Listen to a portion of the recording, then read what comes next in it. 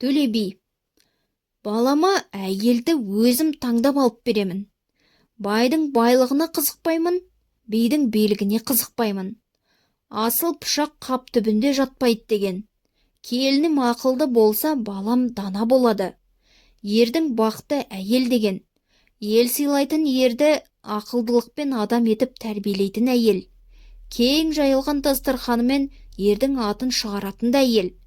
Малына байлығына қызығып, ешкімге құда болмаймын. Келінді асықпай, ел арасынан өзім іздеймін. Бұйрық болып кездессе көрермін. Арыс бақытты, қызыр да әйелде. Әйел қызырлы болса, үйіңнен жақсы адам кетпейді. Мысалы, берекелі үйге кім келмейді? Жақсы әйелдің арқасында ердің елге даңқы кетеді. Би бол, би болмасаң, би түсетін үй бол деген. Би түскенде үй болу әйелден. Ол әйелді халықты жақсы көреді, кембағал қайыршы да жақсы көреді. Жақсы кісіні жұрт жек көре ме?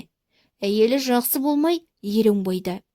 Ердің бақытын кетіретін де әйел, ерге бақыт әперетін де әйел.